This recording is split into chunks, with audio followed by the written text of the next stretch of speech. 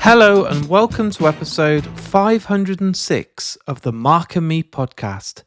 As always, I'm your host Mark. Now joining me on today's episode is the front man from Public Opinion, Kevin Hart. Yes, this band have just released a brand new album, and as we sit here right now, it's out for you to go and listen to. I urge you all to go and listen to it, and it's called The Curse of a Public Opinion. It's so good. It's awesome. I absolutely love it. So if you listen to bands like Drug Church, Military Gun, Basement, I really think you're going to absolutely adore this band. And that interview with me and Kevin will be up in a couple of minutes' time. But before I get to that, let's quickly touch base and talk about my last episode, because it was absolutely insane. One of my most downloaded episodes, not only of the year, ever. I was joined by Des Fafara from Devil Driver and Coal Chamber. I want to say a massive thanks to each and every one of you for liking it and sharing it and taking the time to listen. Also to Devil Driver and Coal Chamber for sharing it, and all the new listeners that have jumped on board following the episode with Des Fafara. But today it's all about Public Opinion, so let's get to the interview. Here's me and Kevin Hart.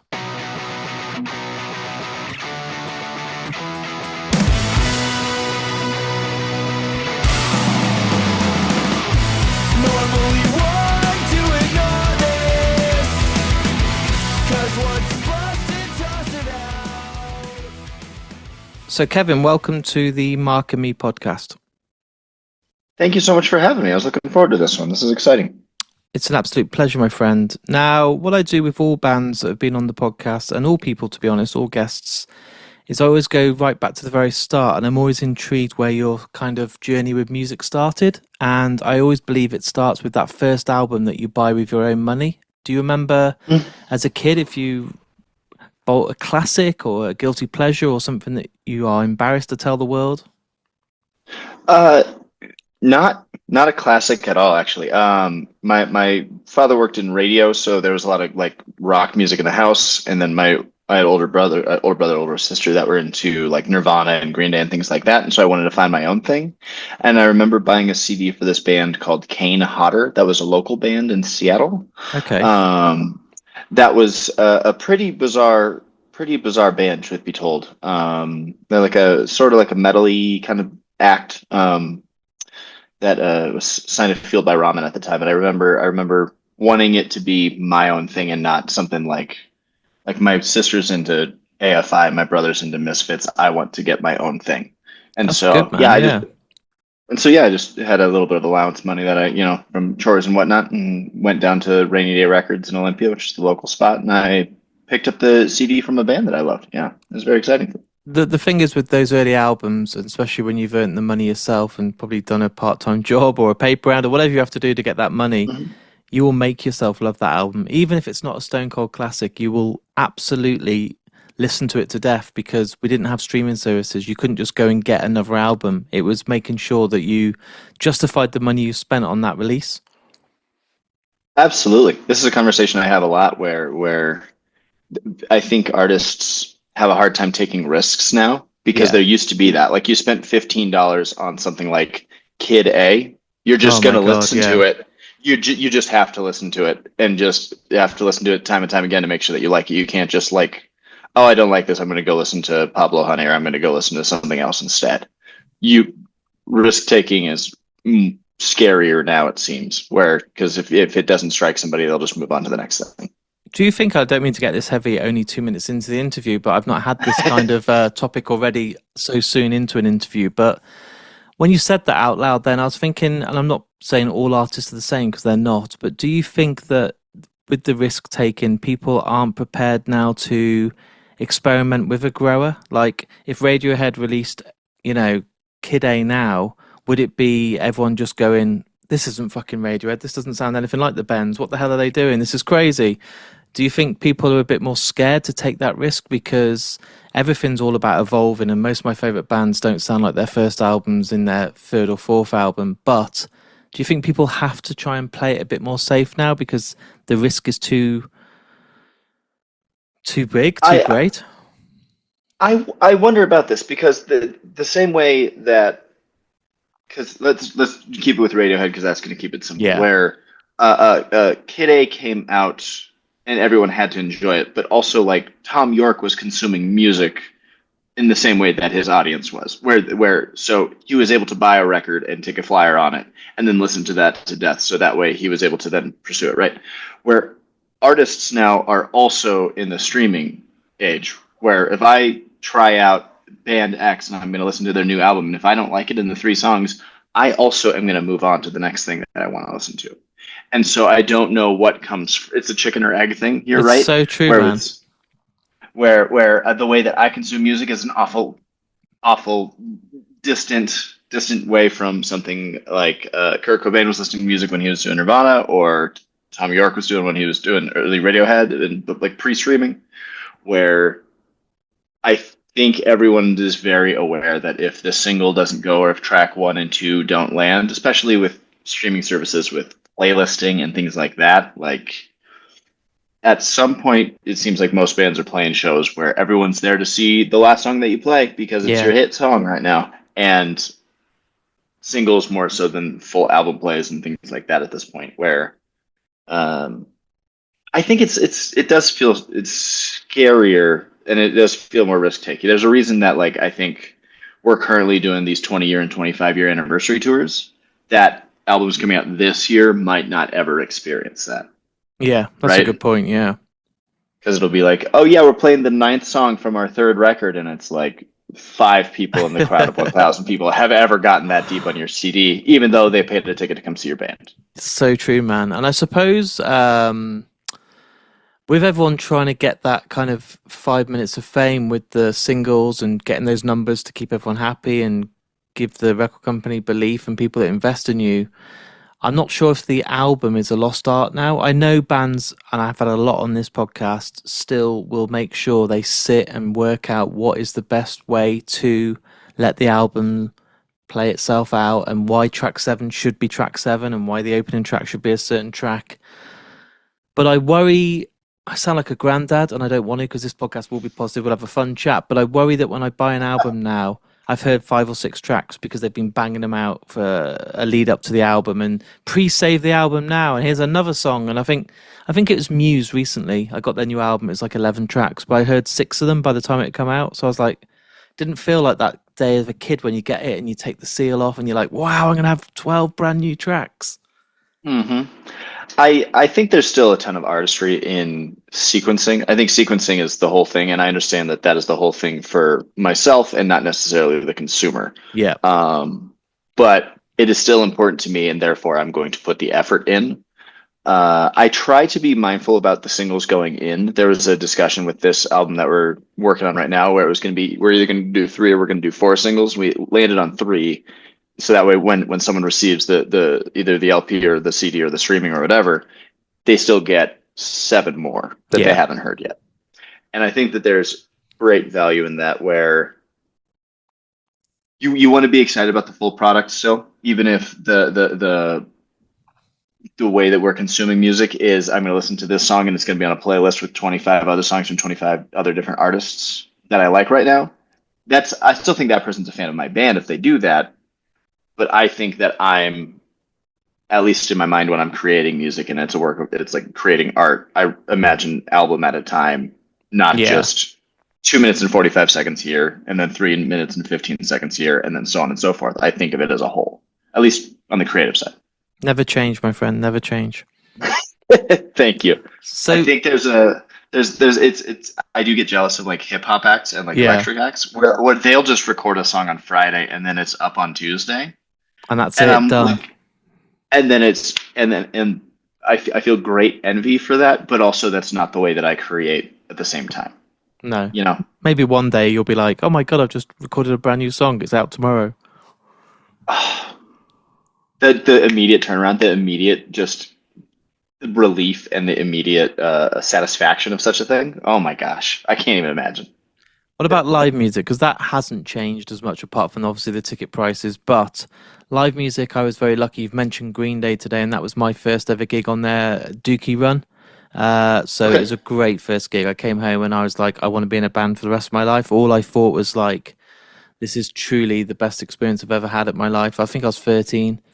Were you lucky? Did you have a great first gig? Was it one that is a local one again that maybe people don't know about, or did you suddenly go all out and see some incredible, huge act? I did do the local thing just because I had an older brother that was playing in local bands, and then my sister's ex-husband was in local bands as well. So I like would see like small things at like the coffee shop or whatever in my Yeah. hometown. But the first like proper gig I went to was Social Distortion, Oh, wow. who was like unbelievable. Yeah.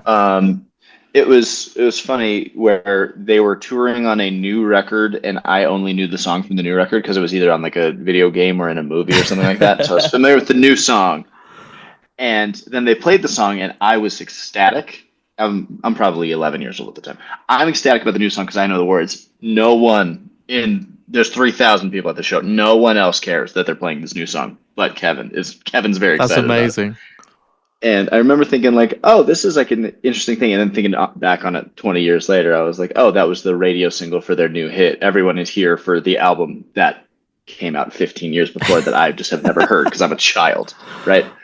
And so that was exciting. This support band was this band called Super Suckers that did like some like gimmicky sounds has a negative connotation. I don't mean it in a negative way, but they had some like playful thing where like the drummer's going to play bass for a thing, and I remember being like, oh, this is like a show. We're not Yeah. just going to go play 15 songs and then get off stage and load our gear off. It's like, oh, we're going to like do a presentation, and the crowd's going to woo and cheer, and we're going to make them clap at the parts and whatnot. And I remember going away from that, like you can still do a punk thing while presenting as like an act, right? And I remember I took that away with me. I really wanted to be in a band and then seeing like a successful band, and that's not like my brother's band playing to 15 people at a coffee shop, was like, oh, there's a world where you could be just kind of a rock band and then succeed.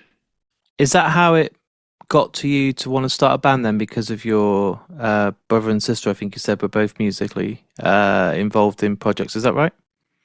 Yeah, that showed me that you don't have to just be you Paul Banks. You can Yeah. be in it. You can be in a band that like you can just put it together, and then you can find a place in your local town that will host an event.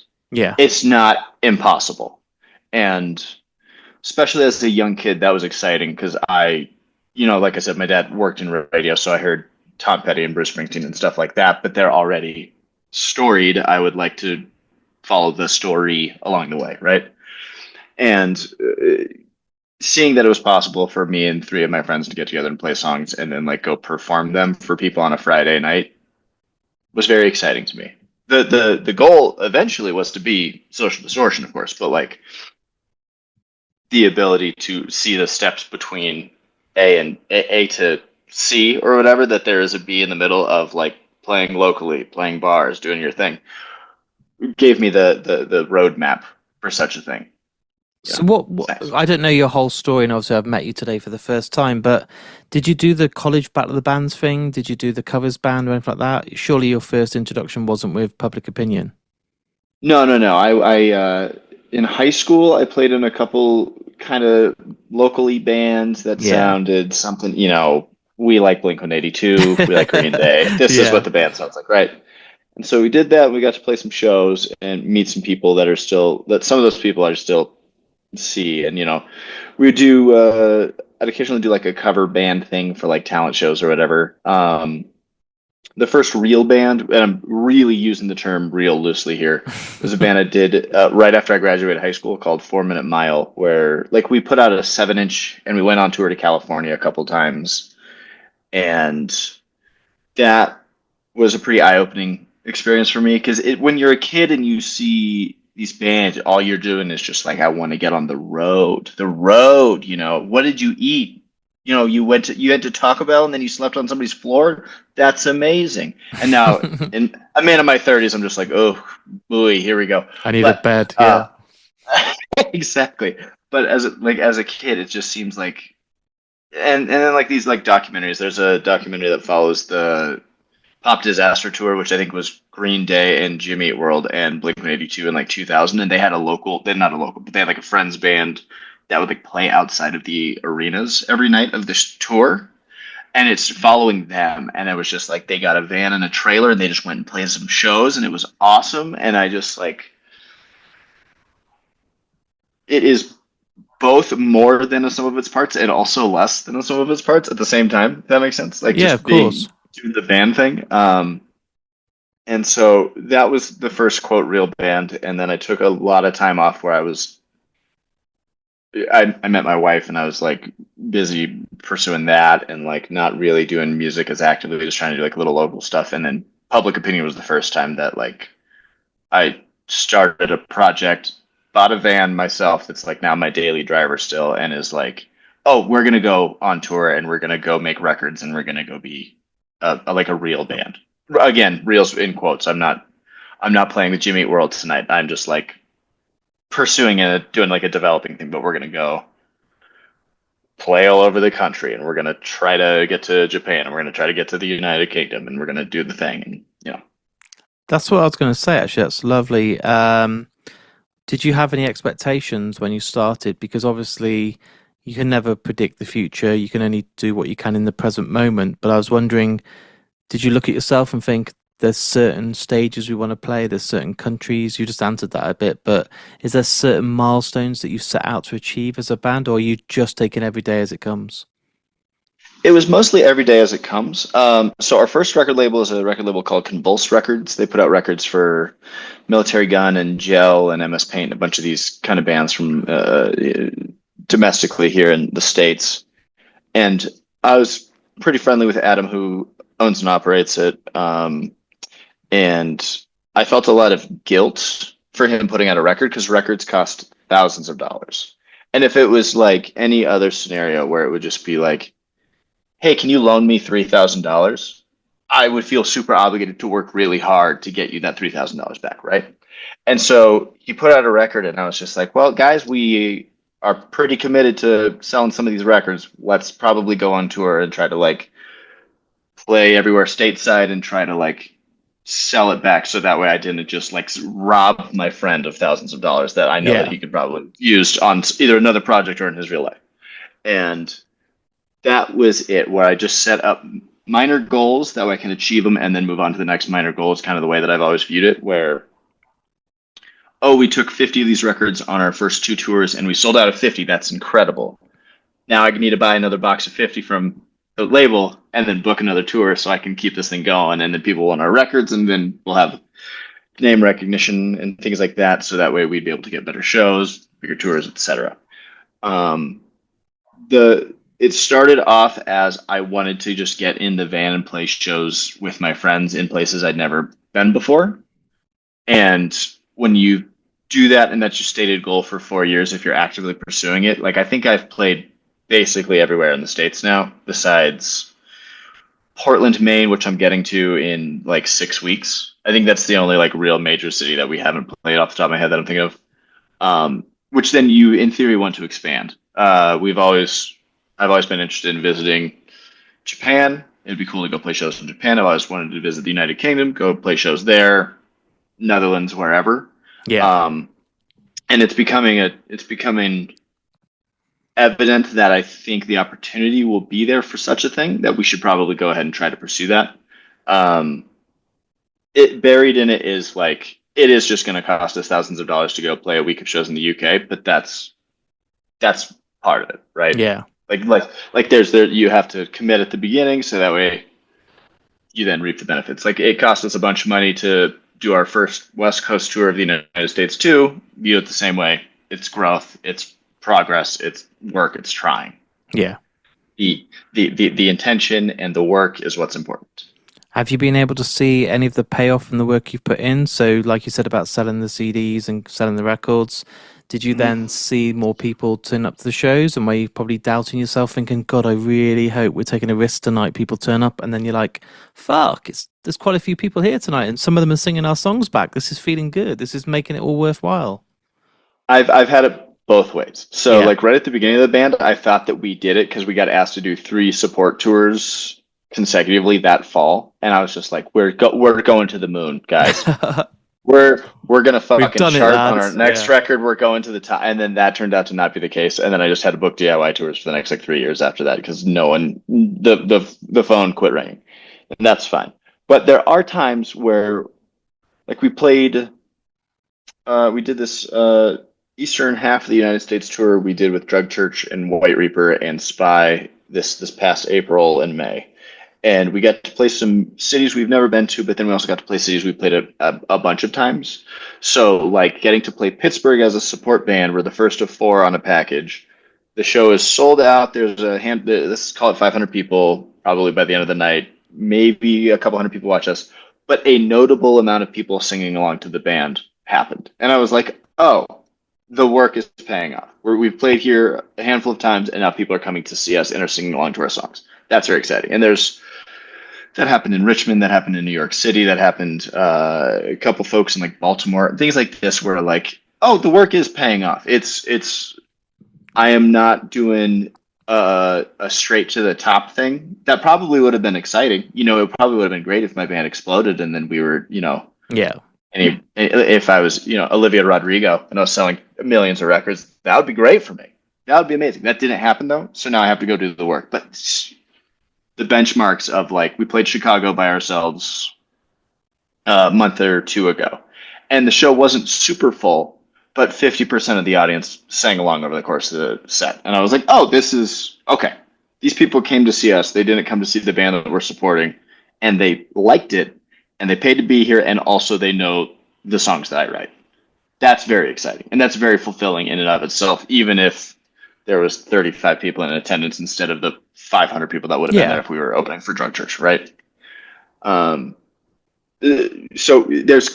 it can be a positive feedback loop or it can be a negative feedback loop depending on which mindset I'm in at the time. But even the negative ones that you just spoke about, that's still a victory, I believe. The fact that I know it sounds easier said than done, and I do truly mean this, but if I relate it to myself and putting out a podcast, if I go and get Chino from the Deftones, you get thousands and thousands of listeners, and it was amazing. And then you go and get a band that are up and coming and you don't get half as many, and you don't take it as a defeat, but you think, oh, I wish those people that listen to Chino would stick around and had come back and listen to more. Damn, I must be doing a bad job. But you're not, because you're still getting the people that want to tune in regardless who the guest is. And for you to open up for like Drug Church, yeah, that's an opportunity for you to win new fans. There's a room full of 500 people. Maybe somebody, even if it's just one or five people at the end of the night, go, that Public Opinion were fucking awesome. I'm going to check them out when I get home. That's a victory because they didn't go out that day to discover you. No, they came to see something else and then were exposed to my band, which I think is a good live band, and then thought it was good, and then are maybe hopefully going to come see us next time. Maybe they bought a record, maybe they bought a shirt, maybe they just saved us on their Spotify or their Apple Music. But that happens all the time where people come up to me like, I followed you on Spotify. You guys are great. Thank you so much. And I'm just like, amazing. Yeah. I have a record coming out definitely in the next year, regardless of what time this conversation happens, because I'm constantly putting out records. We're like, that's good. You will then listen to the new songs that I wrote when they release. So that is a win. Hopefully you come back and see us next time I'm in San Antonio. But if not, you still listen to it and you still gave it a shot. And I appreciate that endlessly. With you just mentioning the album, as we're sat here today, do not know exact date this comes out, but on our countdown in the UK, we've got 9 days until The Curse of Public Opinion officially drops. And this is the second full-length album as a band. And I was wondering, I speak to a lot of bands, and I always think you pour your heart, soul, blood, sweat, tears into your first album because you only get one shot at your first album. You have a debut, it might be raw, it might not be with a big producer, it might have errors, it might have bits where you listen back and think, God, I hate it, but it's your debut. It's you trying to leave a mark on the industry as Public Opinion. So now that's out the way, you've done it, it's gone, it's a couple of years ago, you're now back. Did you find the challenge of then coming back with that expectation, with those foundations being kind of cemented, to bring out The Curse of Public Opinion? Did you find it a challenge because you have to try and, in your own opinion, top it? You want to make sure that the scales are bigger, you want to make sure that the songwriting evolves, that your musicianship evolves, your lyrics probably evolve. You don't want to just rest on that'll do. Certainly. Yeah. Like I'm always kind of pushing myself either creatively or like trying new things that I wouldn't have never thought of production wise. That I'm like we worked with a very successful producer, Brett Roms, on this most recent LP, and he had a lot of big ideas that I on the first record would have been scared of and said no because I wouldn't want to be too much like Blink 182 or too much like whatever. And I was like, oh no, let's give it a shot. Let's try it, right? And the first record has a lot of things that I can listen back to and be appreciative of. There's also a lot of things that I feel less satisfied with, but it's important to, you know, you have to make mistakes in order to learn the lessons from them. Massively. Huge. It's and focusing on that is what's kind of most important to me, where like I'm always trying to push it further. This with the first LP, it was us doing a pretty raw version of the band where I would just create the demos on my phone, and then the record was us recording those demos better. There was Taylor and Ian both produced it very well and like changed things and did make things better, but it wasn't like we took things back to the drawing board necessarily when something didn't hit. It was just like, this is Kevin trying to write an LP. He's never written an LP before. There's flow to these things. We need to make it, make it a complete piece. Whereas the Curse of Public Opinion, I think, is a significant step up in every measurable. I think it is. The poppier parts are poppier. The big like rock parts are bigger, and then also the soft parts are softer in a way that was like I said, was very scary to do.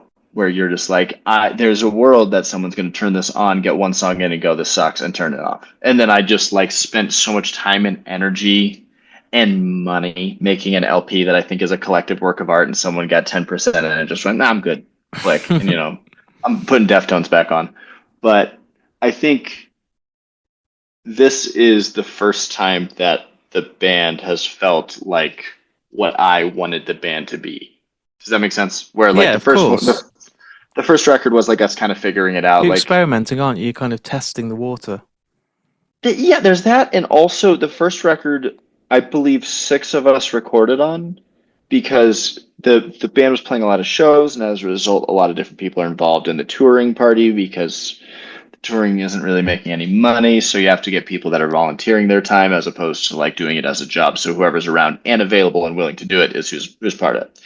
And it was a lot of like everybody gets their turn to try something, everybody kind of passing the ball. Whereas this most recent record was I played the drums on it myself. Just I'm going to take care of that. Sebastian came with us and played bass, and then the other Kevin came out and played all the guitar. Yeah. And it was just the three of us. It was not the feeling of everybody gets a turn trying a thing. It was just like every creative decision was based on the merit of the creative as opposed to it being someone's turn to make a decision. Does that make sense? Of Where course. like if Sebastian makes four bad suggestions in a row, I'm gonna continue to be like, that sucks. It's not gonna be like, let's let him have one. It's or if I have like a terrible piece of shit lead guitar part that I want to put on something, no one's gonna give it to me just because we said no to my last two things. It's all a meritocracy within the three of us where like, and the guitar part sucks, let's try something else or something like that. But Kevin, your drum fill is terrible. Have you ever played drums before? Maybe we should have it. Things like that where like, and as a result, I think took a bunch of risks, tried things, revised things, made the record a lot better, and now it is fully, this is what Public Opinion sounds like. Now, what's the fear of that is go back to Tom York. Let's say at the time he thought the Bends is exactly what Radiohead sounds like. And obviously that is far from what ends up happening with the rest of his life. But at the time, that is exactly, that encapsulates it. And if people thinks it's bad, then in theory, people are never going to like Radiohead. And this is maybe a terrible example because he proceeds to evolve for the next like 9 records or whatever. But it is a scary feeling where like, hey, if you don't like this Public Opinion, I suspect you're not going to like Public Opinion, and that's fine. I don't need 8 billion fans of the world. I would like to imagine that the creative side, I created something good here, but some people aren't going to like your band, and it's just they don't like rock music, they don't like whatever. But it is scary thinking like, oh, this is the final form of the band. If this doesn't win you over, then it's just not for you, and that's also fine. But it is like a scary feeling. That consistency and change in mindset between album one and album two, of it just being the three of you consistently being public opinion, just the three of you throughout. Mhm. You playing the drums, were you able to, and I mean this with full respect, leave those kind of egos at the door when it came to recording? Were you okay with each other saying this is just shit, this isn't working, this third attempt just doesn't work for the song? Were you able, or were you too passionate because less is more sometimes? So you're like, look, if I don't get this right, we haven't got another drummer, or we haven't got a different intake, we haven't got a different, level of creativity to add to the mix. It's just the core ingredients of three of us. I think that there were times where feelings were hurt, but I also think Brett, who produced the record, is so gracious Yeah. and sort of like magnanimous that like if I'm just like Sebastian, you can't play that part. That part is fucking terrible. And then he gets upset. Brett will be like, "Well, here's the thing about that part is we could change it a little bit and we could make it good." And so I have years of like just sitting in a van and like dealing with like somebody got too drunk or somebody like threw up and like just years of like just like snapping at each other, that like kind of the way that we speak to each other is not always the kindest, just because I've known these people for 20 years. And then like Brett will come in and just be like, "Well, hey guys, so that part isn't good, so we're not going to use it. However," and then it's like a positive spin on the I thing, love just that. because Yeah. he's used to wrangling people, and I'm used to just being like, "Doc, okay, so it's a bass guitar. You know how to play that, right? Like just like this is like the way that we communicate to each Yeah. other." Or like someone just being like, "So Kev, you want to try singing? You've been in there for a while, but like you want to try maybe singing it this time? Like just shit like that, like just being dicks to each other." But that's healthy, But isn't it? It's never taken to heart. it when it is taken to heart, it ends up getting fixed down the line, and it's all resolved because everybody. But it's the thing where it's like brotherly, where like you love him, but sometimes you want to punch him in the neck. Of It's just course. like, come on, dog. It's just one of those. So when you listen back and it's finished, it's mastered, it's ready for the world to listen to. Obviously, you may have sat on it for a while. The fans obviously only get it in just over a week. Have you already started to nitpick away and start being like, oh, I don't like this. On the next one, we're not going to do this. Or you absolutely like, because it's so fresh, you like, this is fucking perfect. This is public opinion. Is this your I bend still if you're Tom York? I still think this is public opinion. This is perfect. There's one song on it that I was very there's a song that is me trying to do a Paul Banks thing where it is just a guitar playing one note over and over again, piano, and then me singing. Now, I understand in a vacuum that sounds like it could be like off parachutes or something. It's not that. It's like everything's distorted and warbly. It's got like it still sounds like my band. It's just like me, my band doing an interpol thing. And the song is about the practical stuff that goes into what happens when someone kills themselves. In this case, I'm being the subject. And I feel really sensitive about that because I don't want anyone to take that in the wrong spirit. No. Like I'm not like making light of the thing. It's No, just no. like, oh, hey, I went through a thing. I got, these things happen. I went through a thing, and these are some of the things I thought about when I was going through that thing. And it's like I have been very scared for people to be exposed to that because I don't want, hey Kevin, are you okay? Because that's not the point of art, is like No. checking in on your friend. But B, I just don't want it to be taken in the wrong spirit. That's the only thing that I'm hesitant about going into it. Everything else sonically and the other 9 tracks I think are fantastic and perfect, and they're exactly the way that I wanted them to be. There's just an interlude that I'm like pretty trepidatious about. But again, because in the age of streaming, I suspect 90% of the people that know my band are never going to hear it. Are So you maybe worried you might that's suddenly get a phone call off an auntie or something saying, are you okay? We've just listened to this song and we never realised. I am a little nervous. I've made my wife skip it on Yeah. the demos that she heard. I was like, you can't listen to this. And eventually she heard it and she like cried. And I was just like, hey, like I'm sorry. This is just like this is kind of what I do, is like make these things. And we've been together for 10 years, so like she Yeah. knows the score like with it. But it was like a really honest look at a thing, and it like really upset her. And I'm nervous about like her mom hearing it Yeah. and just being like, hey, have you talked to Kevin? Is he doing it? And I was like, yes, but like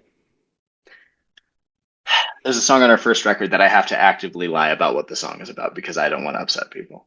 you know, Isn't it's that one of those tricky? Isn't that a things. tricky situation to be in? Because also, on the flip side, you've got it out there. So if you've put it for the world to hear, you've literally written a diary entry and pushed publish for the whole world. Yeah. If it was that bleak and that raw for you that it could ever be something that you'd contemplate in real time right now, you wouldn't be Mm. telling the whole world about it.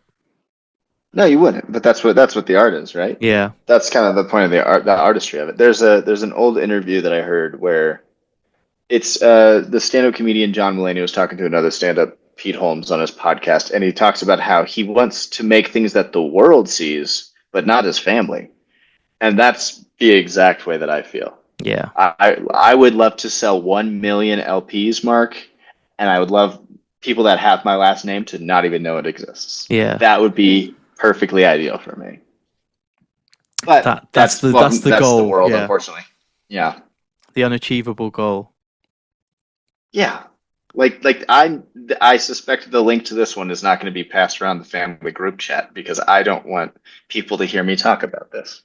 You know, it's that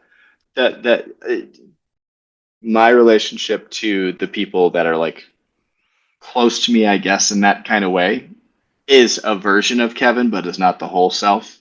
The No. whole self is better represented in 24 minutes on an LP that I'm putting out next week. That's more of the whole person.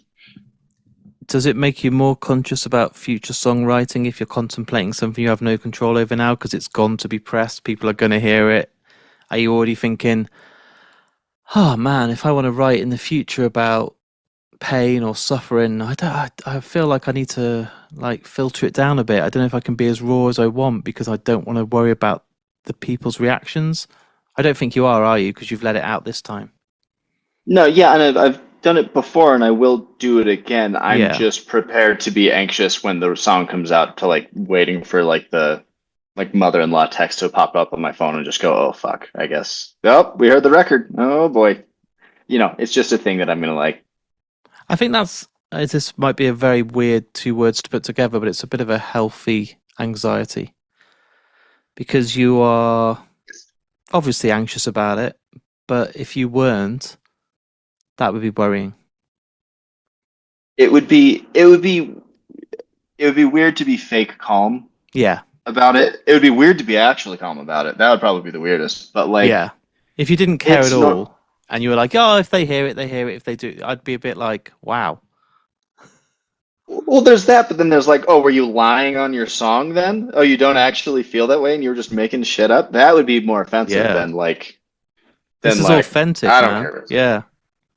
Yeah, it's and again, I really hope people check it out and I hope that people hear the song and take it in the right way. But if they don't hear it or if they don't take it in the right way, that's sort of not on me.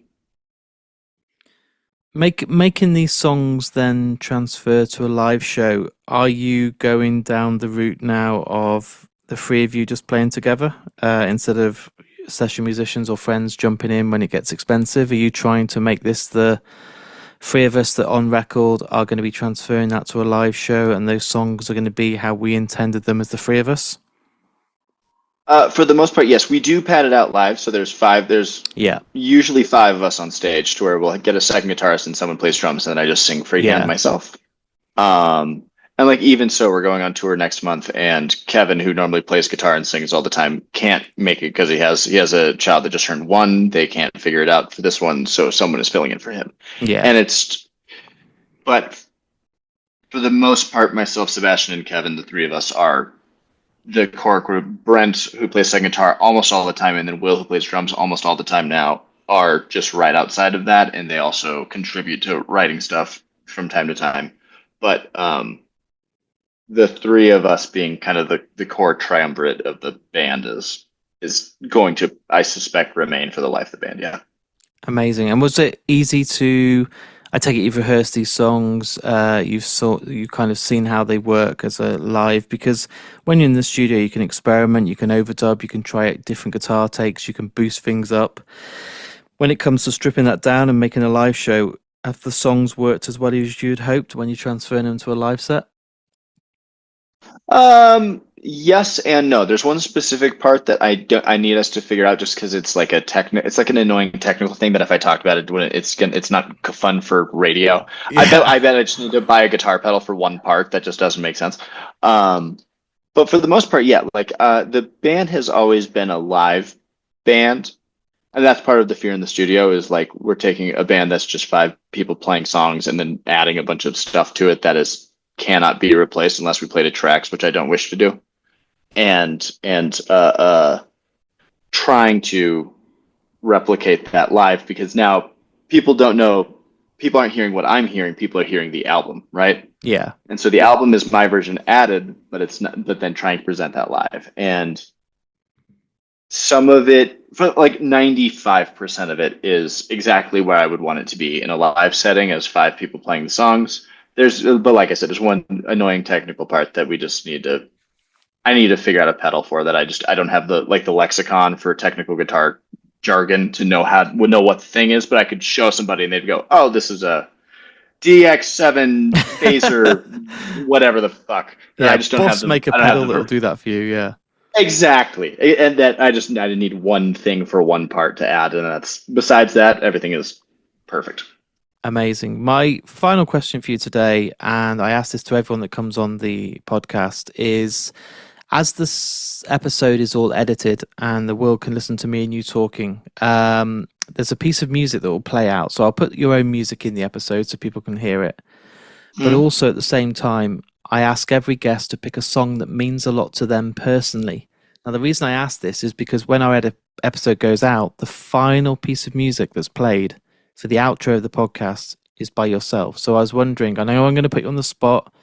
This is cruel of me. You probably have 1,000 songs in your head that mean a lot to you. There's lots of bands we've talked about today. But when I ask the question to you right now, what is a song that you would love that came to your heart before any other to be played out on today's episode? And this is someone else's song, correct? I'm just making Someone sure I else, understand yeah, correctly. yeah, of course. Anyone. The band is called The Dismemberment Plan. The song is called The City. Are you familiar with this band? No. They're from either Baltimore or DC. It sort of sounds like somewhere between the Discord records, the end of Discord records with Fugazi and stuff like that, but then also like touch and go stuff, like maybe like Replacements. It's somewhere Oh, between the wow. two. Pretty freaky ass band that I really, really love. Their record came out in 1999. Emergency and I is the big record. The song "The City" I think is maybe my favorite song ever. Wow. That's a huge thing to say. It's unbelievable. It's the dude sings and it's a song about being pretty lonely and like the chorus is huge and it's got a big bridge to it and it's got a big riff. Everything that I like about music is all in one song where this guy like sings this real sad song about just loneliness and then like but also the song is unbelievable and like the big parts are big and the soft parts are soft. It has everything that I've wanted to cover it in Public Opinion for years, but I can't figure out how to do it because they have a synth player and we do not. Um, so yeah, The City by The Dismemberment Plan is my answer. Amazing. This will mean that I now spend the next week going on a rabbit hole, discovering this, listening to everything they've ever done, and not getting any work done. But I appreciate you bringing a new band to me. I mean this with the utmost respect. Dismemberment Plan. Only listen to Emergency and I. There's singles off the other records that are unbelievable. The one record is perfect all the way through. You only need the one, brother. Listen to it as much as you want, but you only need the one. Kevin, thank you for joining me tonight on the Mark and Me podcast. Genuinely, I've absolutely loved every minute of it. Thank you so much. This was great. I appreciate you a lot. I used to believe it comes in time. That's something that you're born into. Now I can say that it's alright. Fortune never comes into. So there's my interview with me and Kevin. What a great guy. Really, really humble. I love the determination and I just love the chat. I just think it's really raw, it's really open, it's really honest, and it shows what it's like for a band that are trying to get a name for themselves in this huge world. But like I said, you need to go and check this band out. Their brand new album is out now. You will be singing the melodies for ages. The choruses are brilliant. Some of the songs are really short and they'll stick with you and you just wish they were longer, and it keeps you wanting more. And that's always the best thing from a band that know how to give you an amazing album, leaving you wanting more. So if you haven't checked the band out, please go and do it. Also, if you're new to Mark and Me, please share these episodes. Or if you're an old-time listener, please carry on sharing. I see each and every person that shares it on their story, on Instagram, they like it on Facebook, they retweet it on Twitter, and I really do appreciate it. It goes such a long way, and it really helps Mark and Me grow, because I don't have money from this podcast to go and invest in paid adverts and sponsored posts. It's all about you listeners out there, and that's what we've been doing for nearly 10 years now. Spreading the word, and it really does make Mark and Me the podcast it is today because of you guys at home. Also, I want to say a massive shout out to the sponsors of Mark and Me. Firstly, Richer Sounds. As always, if you want anything to do with audio and visual, go on richersounds.com or visit any of their high street stores. And finally, Vice Press. If you want to get yourself a limited edition print, lots of collectible items that are all official, go on vicepress.com, add anything to the basket, and use the discount code MarkandMe26 for 10% off. It's a no-brainer. Right, guys, as always, it's been absolutely manic. It never slows down here, and we'll have another episode in a couple of days' time. So until then, look after yourself, take care, go and listen to Public Opinion, and I'll speak to you all very soon.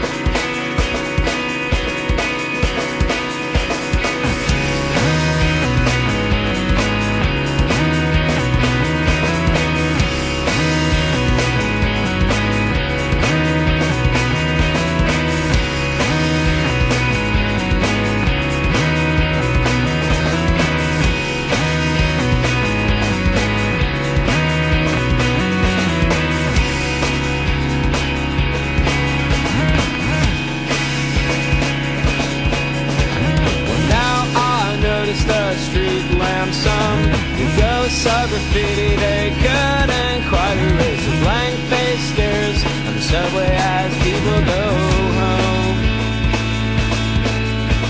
The parks lay empty like my unmade bed. The streets are silent like my lifeless telephone. And this is where I live, but I've never felt less at home. So I'm not unsympathetic. I see why you left. No one to know, there's nothing to do. The city's been dead since you've been gone.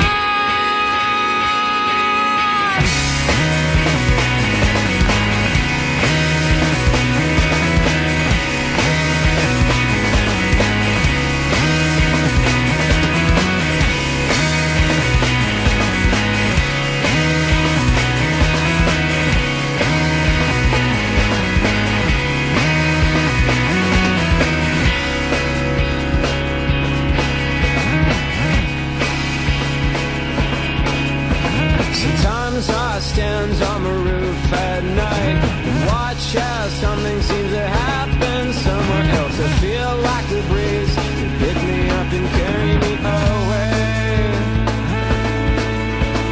Out and over the iridescent grid, well, up and away from the bar fights and neon lights, and out and away from everything that makes me what I am. I see why you left.